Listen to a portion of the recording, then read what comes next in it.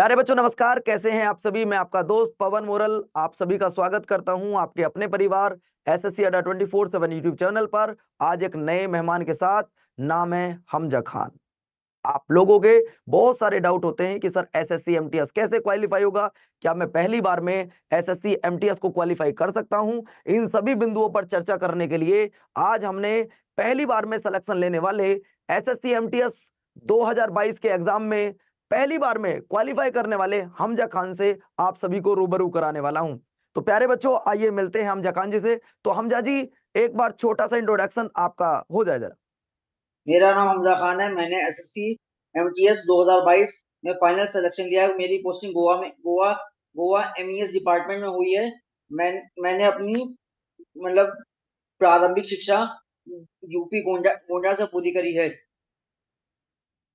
Okay, मतलब आपने अपनी जो प्रारंभिक शिक्षा की है वो गोंडा से पूरी की है।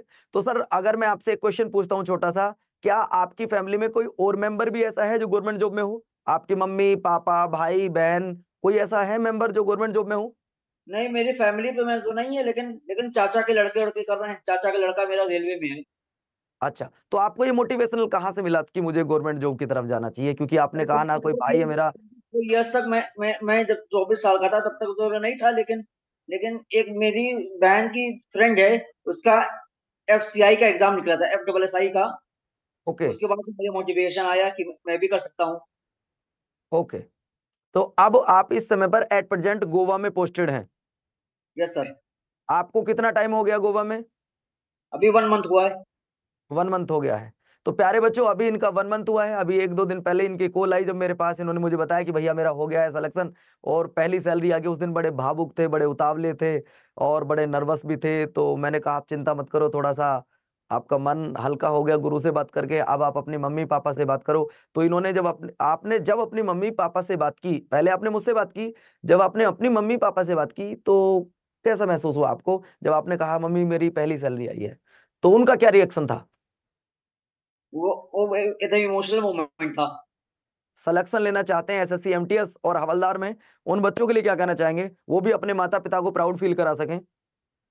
हाँ, ये कि मतलब पढ़ते रहे, मतलब एक एक बार में सिलेक्शन नहीं हो तो उससे वो ना हो, मतलब डिप्रेशन में ना चले जाए। मतलब कॉन्फिडेंस अपने में रखें कि नहीं, मैं निकाल सकता हूँ, तो मतलब निकल जाता है। ऐसा नहीं है कि बहुत टफ एग्जाम नहीं होते हैं, मतलब ओ, मेहनत करेंगे तो निकल जाएगा पेपर, ऐसा नहीं हमजा है। जी, हमजा जी आपने पहली बार में एसएससी एमटीएस को क्वालिफाई किया है, तो मैं आपसे सिर्फ एक ही क्वेश्चन जानना चाहूंगा कि आपकी क्या रणनीतियां रही कि आपने पहली बार में एसएससी एमटीएस के एग्जाम को क्वालिफाई किया?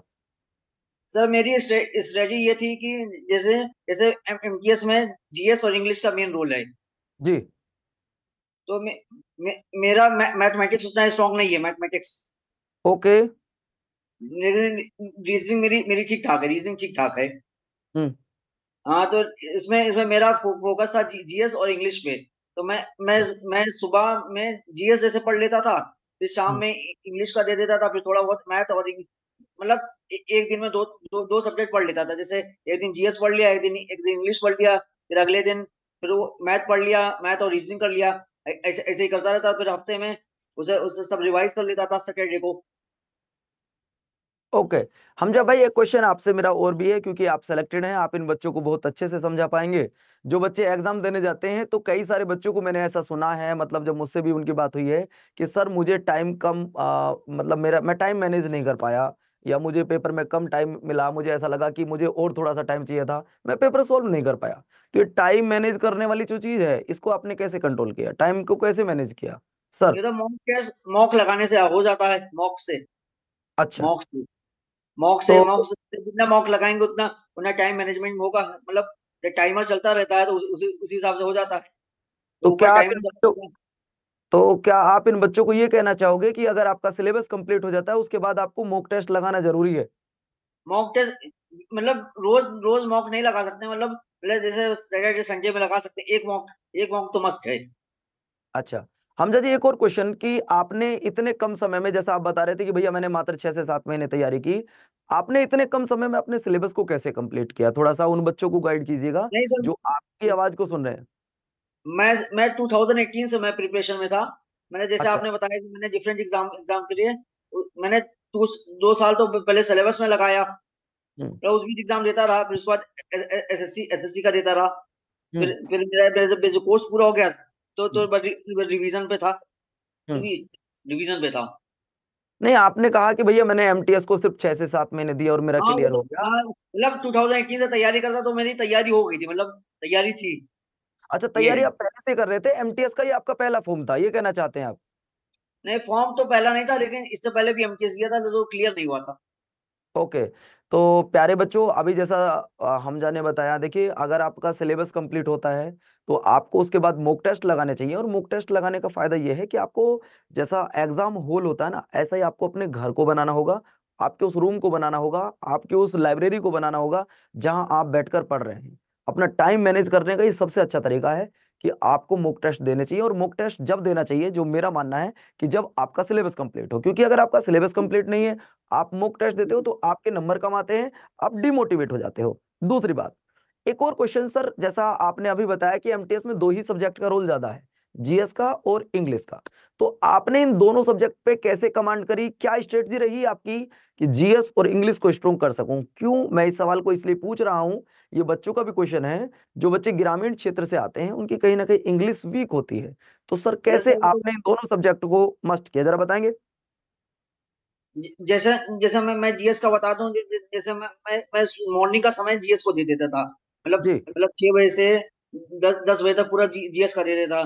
फिर शाम में हम्म इंग्लिश का दे देता था, जैसे वोकैब हुई या पैरा जंपल हुए, उसे सॉल्व, हम्म क्लोज टेस्ट हुए, इसे इसे सॉल्व करता था। हम्म। पीवाईक्यू का मेन रोल है, एसएससी के एग्जाम में पीवाईक्यू का मेन रोल है। पीवाईक्यू पीवाईक्यू जितना सॉल्व करेंगे उतना उतना उतना बेहतर रहेगा। तो हमजा भाई, जैसा कि आप सभी को पता है कि कल एसएससी एमटीएस यानी कि 3 अगस्त को फॉर्म भरने की लास्ट डेट हो चुकी है। अब आप उन बच्चों को क्या कहना चाहोगे जो एसएससी एमटीएस और हवलदार की तैयारी कर रहे हैं, कि वो क्या प्लान बनाएं कि उनका सिलेबस भी कंप्लीट हो जाए और उनकी तैयारी भी हो जाए और उनका इस बार सिलेक्शन भी हो जाए? तो क्या गाइड करना चाहेंगे उन बच्चों को आप? जिसका सिलेबस पूरा है वो केवल केवल मॉक पे ध्यान दे। ओके। जिसका सिलेबस नहीं पूरा, पहले पहले सिलेबस अच्छे से पूरा करे, फिर उसका मॉक दे। मतलब वीक में एक मॉक का टारगेट रखे। Mock okay. मॉक के बिना मतलब सिलेक्शन नहीं है। सिलेबस कंप्लीट करने के बाद वीक में एक हाँ, मॉक टेस्ट जरूर दे। और अगर हाँ, आपको ये लग रहा है कि मेरी तैयारी अब सुपर हो चुकी है, तो वो वीक में चाहे तो 2 मॉक टेस्ट भी हाँ, दे मैं तो एक दो। ही देता था, मैं तो एक ही देता था। लेकिन सबकी ओके। स्ट्रेटेजी अपनी अलग होती है, कोई हम्म। दूसरी स्ट्रेटेजी होती है, किसी की दूसरी स्ट्रेटेजी। कैसे इस चीज पर पहुंचे, ये निष्कर्ष कैसे निकाले कि मुझे किस बुक से पढ़ना है, मुझे किस टीचर से पढ़ना है? तो आप उन बच्चों को क्या कहना चाहोगे? चलो ठीक है, आप तो काफी समय से मेरे सानिध्य में थे, लेकिन आप उन बच्चों को क्या कहना चाहेंगे जो पहली बार तैयारी कर रहे हैं और जीएस और यहाँ पे इंग्लिश का एक रोल रहने वाला है? तो कैसे तैयारी करें, पहला पॉइंट तो यही आता है। हाँ, स्ट्रेटेजी ये है कि जैसे जैसे करंट अफेयर्स है, करंट अफेयर्स पढ़ लिया, उसे उसे उसे, उसे रिवाइज बार बार करो। रिवाइज रिवाइज कर सकते हैं। फिर उसके बाद वोकेबलरी का मेन रोल होता है, वोकेबलरी भी रिवाइज रिवाइज करते हैं। एरर डिटेक्शन जो होता है इंग्लिश में, उसके क्वेश्चन क्वेश्चन जितने से जितने सॉल्व करेंगे उससे उससे हो जाएगा। ओके। तो अभी आपने कहा करंट अफेयर को भी रिवाइज करते रहे, वोकैब को भी रिवाइज करते रहे, तो आप क्या कहना चाहेंगे कि सर पेपर में लगभग कितने माह का करंट अफेयर पूछा जाता है? एसएससी का तो ये हो गया सर सीन कि वो 2021 का भी पूछ सकता है, 2020 का भी पूछ सकता है। करंट अफेयर का तो फिक्स नहीं है। नहीं, फिक्स तो लेकिन नहीं होता, लेकिन फिर भी जैसे हम टीचर लोग अनुमान मतलब लगाते हैं कि एटलीस्ट 2 ईयर्स का कर सकते हैं, 2 ईयर्स, एटलीस्ट हाँ, दो 1 से 2 साल का आपका कंप्लीट होना चाहिए। और लगभग हम तो यही बोलते हैं कि अगर आप 1 साल का भी कंप्लीट कर लेते हो और जो बड़े बड़े इवेंट हुए हैं 1-2 साल में, अगर आप उन्हें पढ़ लेते हो, तो आपकी करंट अफेयर लगभग कंप्लीट हो जाती है। तो सर हाँ, स्टैटिक जीके को आपने कैसे कंप्लीट किया? जैसे अभी आपने बोला भी था कि जीएस में अगर बात करते हैं तो स्टैटिक जीके सबसे ज्यादा आती है। तो हाँ, स्टैटिक जीके को आपने कैसे कंप्लीट किया, एक बार बताएंगे थोड़ी, उस पर क्या रणनीति रही आपकी? स्ट्रेटेजी जीके का जैसे मैं नोट्स बनाता था, मतलब जी। कोचिंग से जो होता है, हम्म उसी उसी उसी से नोट्स बनाता था। फिर हम्म उसी को बार बार रिवाइज करता था। मतलब हम्म। जैसे जैसे पूरा पूरा पूरा वीक पढ़ा, उसके बाद मेन मेन रिवीजन है, जितना रिवीजन करोगे उतना अच्छा स्ट्रेटेजी के हो जाएगा। स्ट्रेटेजी का तो अब मतलब 90% तो क्वेश्चन स्ट्रेटेजी के ही के आते हैं जीके में, एमटीएस में। मतलब आपके पेपर में एमटीएस में जो सबसे ज्यादा पूछी जाती है, एमटीएस और हवलदार में, वो जीएस में स्टैटिक जीके का पार्ट आता है। स्ट्रेटेजी के का पार्ट रहता है। ओके, अब मैं आपसे एक और क्वेश्चन पूछना चाहूंगा। देखिए, अब आप इस समय सिलेक्शन ले चुके हैं, आप जॉब कर रहे हैं एट प्रेजेंट, आपका 1 महीना हो चुका है, तो यहाँ थोड़े से आपके डिपार्टमेंट से रिलेटेड क्वेश्चन ये होंगे कि जब आपका 1 महीना कंप्लीट हुआ, आपको पहली सैलरी आई, तो पहली सैलरी कितनी आई आपकी? एक बार इन बच्चों को बताइए कि एसएससी एमटीएस की पहली सैलरी ये है जो कि 1 अगस्त को आपके अकाउंट में आई है। जी। सर वैसे तो एमटीएस की सैलरी बनती है 36,000। जी। वैसे तो सैलरी 36,000 है, लेकिन जो जो पीएफ ईएफ कट के मिलती है उसे मुझे मिलती है 29,240 रुपीज इन हैंड। नहीं, ये एक बहुत बच्चों का टास्क रहता है, बहुत बच्चों का क्वेश्चन रहता है कि सर एमटीएस की सैलरी कितनी होती है। तो आज आपने बहुत अच्छे से क्लियर कर दिया कि वैसे हमारी 36,000 सैलरी है, लेकिन कट कटाने के बाद जो मेरी सैलरी आती है पीएफ ईएफ कटने के बाद 29,000 के आसपास मेरी सैलरी इन हैंड आती है। चलो ठीक है। दूसरी बात, सर आपने सिलेक्शन लिया, अब आप इस समय जॉब भी कर रहे हैं, तो आपका जो जॉब का टाइमिंग रहता है वो एक बार आप मुझे बताएंगे क्या टाइमिंग रहता है? एमटीएस का क्या टाइमिंग रहता है, पहले ये बताइए। 9 to 5। 9 to 5। तो सर जो ये ऑफिस वर्क होता है, इसमें आपका क्या वर्क होता है? सर जैसे फाइलिंग का वर्क कराते हैं, जैसे फाइल फाइल फाइल को सेक्शन में सेक्शन में इस सेक्शन में ले जाओ, उधर ले जाओ, फिर उसका को कोई फाइल जैसे क्लर्क लोग होते हैं मांगते हैं, ये फाइल निकाल दो, मतलब फाइलिंग का मेन वर्क है। अच्छा, तो कहने का मतलब ये है कि आपने सब चीजें ऐसी हैं जो बच्चों को बता दी। लेकिन मैं एक क्वेश्चन आपसे पूछना चाहूंगा, सर इस समय आपके भी कुछ दोस्त होंगे, आपके भी भाई बहन होंगे, जॉब लगने से पहले उनका क्या रिएक्शन था आपके प्रति, और जॉब लगने के बाद क्या रिएक्शन है उनका आपके प्रति? ये तो आप थोड़ा सा जरूर बताइएगा अपने जॉब जॉब एक्सपीरियंस। लगने जॉब लगने से पहले पहले दोस्त लोग कहते थे कहाँ तैयारी करोगे, कब तक करोगे, अच्छा। कब तक करोगे, मतलब कब होएगा नहीं, जॉब कहाँ लगती है इंडिया में अब, हाँ। Government job. जी। और कुछ कुछ कुछ कुछ कुछ मतलब रिश्तेदार भी ये बोलते थे, मतलब कि हम्म। कहाँ लगती है इंडिया में जॉब। हम्म। लेकिन लेकिन जब जब जॉब लग गई तो हाँ। उन्हीं लोग के ज्यादा कॉल आ रहे हैं जो ये अच्छा। कहते थे। अच्छा, तो अब उन लोगों के जो रिव्यू थे वो बदल गए जॉब लगने के बाद? हाँ, सब सब पार्टी मांग रहे हैं अब। अच्छा, तो चलो हाँ। आपकी सैलरी आ गई, आपको बहुत बहुत शुभकामनाएं, आपकी पहली सैलरी आ गई है। मैं आपके उज्जवल भविष्य की कामना करता हूं। हमजा जी, आपसे एक लास्ट क्वेश्चन है मेरा। मेरे प्यारे छोटे भाई बहन जो पहली बार तैयारी कर रहे हैं, आप उनको जीएस के लिए और इंग्लिश के लिए क्या कहना चाहेंगे कि आपको दिन में इस सब्जेक्ट को इतना टाइम देना चाहिए, इस सब्जेक्ट को इतना टाइम देना चाहिए? आप क्या कहना चाहेंगे? मतलब मेरा ये स्ट्रेटजी है कि 3 दिन जीएस का देते हैं, तीन तीन दिन उसका देते हैं, क्या नाम है, मैथ और रीजनिंग का, क्योंकि मैथ और रीजनिंग का भी सर रोल है, ऐसा नहीं, ऐसा उसका रोल रोल खत्म नहीं कर सकते हैं, नहीं सर, मतलब बिना बना मैथ लिख तो सकते हो। देखिए, ये भी कई बच्चों का डाउट रहता है कि सर क्या मैं मैथ और रीजनिंग को सिर्फ क्वालिफाई मार्क्स समझूं? बेटा, मैथ और नहीं रीजनिंग में भी आपको ऐसा नहीं नंबर सर, लाने पड़ेंगे। उसकी नहीं, मैथ। उसकी भी मेरिट बनती है, अलग से उसकी मेरिट बनती है सर, उसके बिना जी जी। सिलेक्शन नहीं है। तो बच्चों, ये जो आपके मन में एक वहम बना हुआ है कि सर मैं 12 नंबर ले आऊंगा, 12 क्वेश्चन कर लूंगा, ऐसा जो नहीं है सेशन सर। सेशन फर्स्ट होता है कि मेरा वो क्वालिफाई हो जाएगा, तो ऐसा कुछ नहीं है। समझ रहे हो ना? ये अभी आपके सामने सेलेक्टेड बच्चा बोल रहा है, ये मैं नहीं बोल रहा हूँ। कभी आपको लग रहा हो कि मैं तो 12 क्वेश्चन रीजनिंग के कर लूंगा, या 12 मैथ के कर लूंगा, या दोनों में 12 कर लूंगा, तो मेरा नहीं नहीं, ये पॉसिबल ही नहीं है।